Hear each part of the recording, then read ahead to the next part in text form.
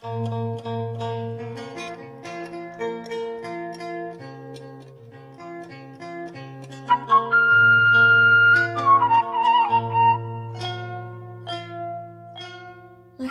kebudayaan di Indonesia memiliki mata pencarian yang berbeda dan pola hidup yang berbeda pula. Inilah salah satu desa di Indonesia yang dikenal dengan sentra industri keramik tradisionalnya. Desa tersebut adalah Desa Anjun, Kecamatan Pleret, Kota Purwakarta.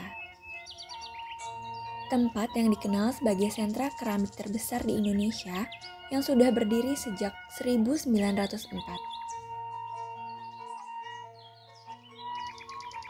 UPTD Pengembang Sentra Keramik sebagai badan pemerintah memberikan bantuan dengan adanya pelatihan dan memberikan apa yang dibutuhkan oleh perajin. Mulai dari mengembangkan keramik hingga mengajukan keramik pleret ke pameran-pameran lokal maupun internasional. Pleret ini mengambil dari kata pedati. Pedati ini adalah waktu dulu sebelum masa penjajahan, masyarakat di sini untuk bertransportasi menggunakan pedati itu yang ditarik oleh kerbau dan sapi.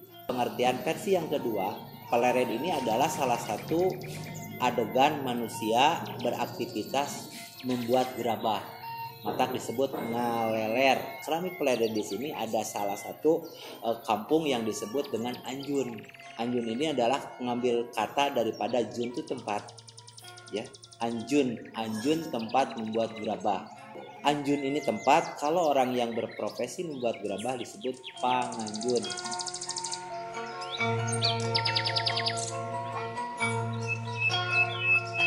Keramik yang diproduksi di Pleret terbagi kategorinya menjadi keramik fungsi dan hias.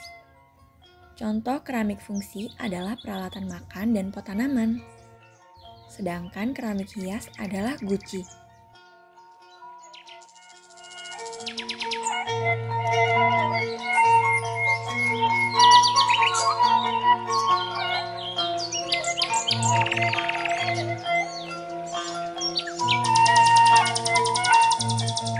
Asal mula pengrajin keramik itu di tahun 1904. Pada masa itu warga Pleret yang mayoritasnya adalah petani, di mana mungkin sumber pengairannya masih kurang dan hanya mengandalkan air hujan yang turun gitu kan, yang pada akhirnya mungkin berpikir bagaimana caranya biar si tanah ini masih tetap bisa berjalan, masih tetap bisa produktif dan menghasilkan.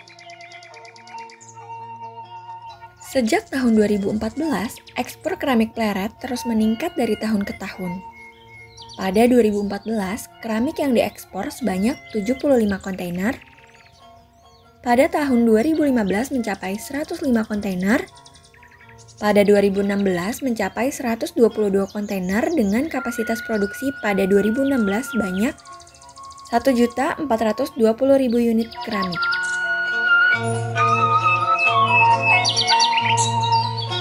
Yang namanya usaha itu pasti ada turun naik ya, dimana mungkin masa kejayaan keramik itu untuk ekspor di 2016 sampai mencapai 123 kontainer. Setelah 2016, 2017 ada penurunan, 2018 juga ada penurunan.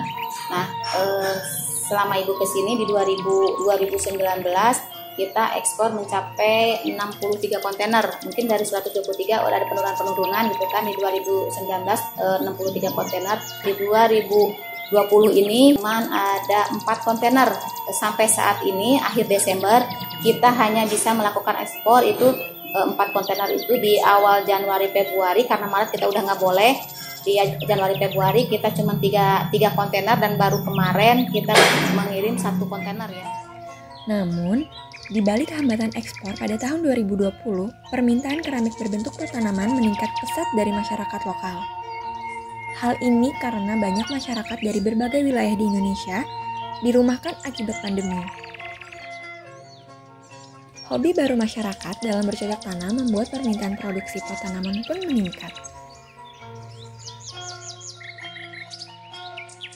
Permintaan keramik Pleret dari mancanegara begitu besar sampai tidak jarang para perajin keramik kesulitan untuk memenuhinya. Di samping itu, Kesulitan pencarian generasi penerus keramik pleret juga menjadi faktor kesulitan untuk memenuhi pesanan tersebut. Sebagian generasi muda masyarakat pleret memilih untuk menggeluti profesi selain perajin. Namun, di beberapa kondisi saat para pemuda yang mengalami situasi tak terduga di tempat kerja, seperti pengurangan pegawai, kembali menggeluti profesi yang lahir di tanah mereka, yaitu menjadi perajin keramik pleret.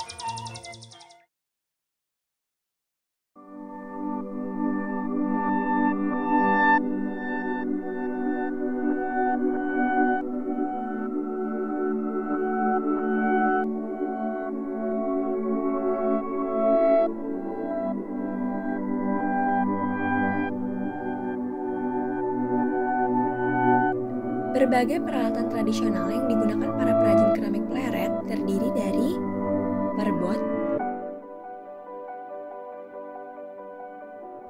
dalim, babasan,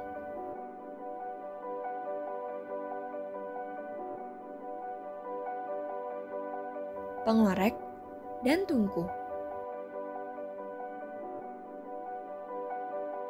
Proses awal pembuatan keramik pleret adalah pemisahan kotoran dan butiran tanah kasar. Proses ini dilakukan agar tanah menjadi halus.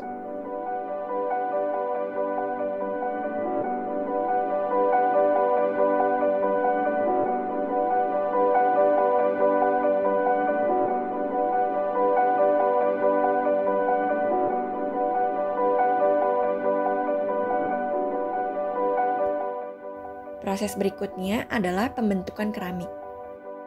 Proses ini dilakukan saat tanah dalam keadaan elastis, tidak terlalu encer dan tidak terlalu kering.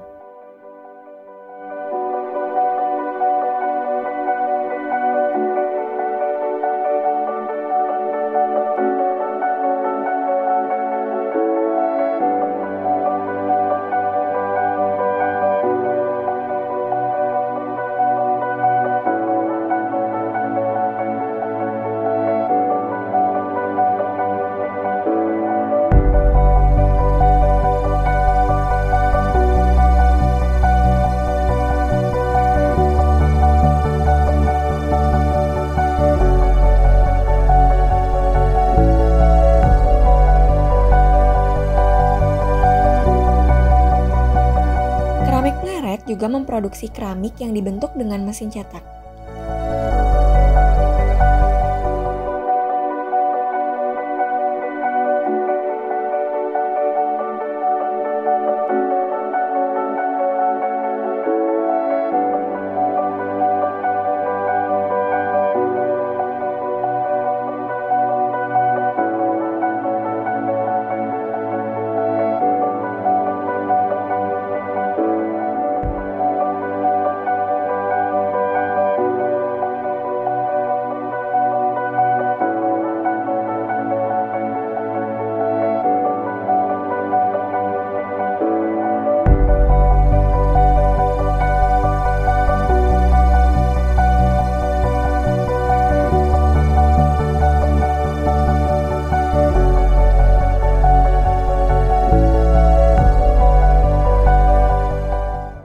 Bentuk keramik yang diinginkan telah selesai, kini keramik melalui proses pengeringan dengan cara diangin-anginkan.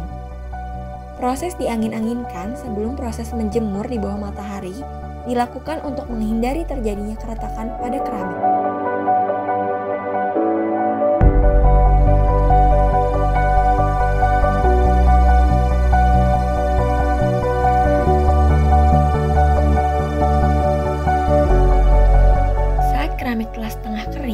Keramik dijemur di bawah panas matahari. Setelah itu, keramik melalui proses pembakaran.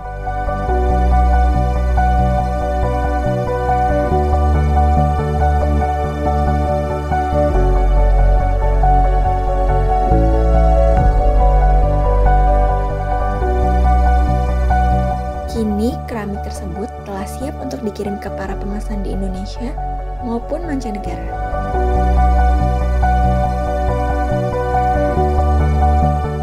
UPTD Pengembang Sentra Keramik dan Masyarakat Pleret terbuka bagi siapapun yang ingin mempelajari proses pembuatan keramik pleret. Kedepannya, Semoga Keramik Pleret tetap memproduksi keramik-keramik luar biasa yang dibuat oleh tangan-tangan generasi penerus para pengrajin keramik pleret.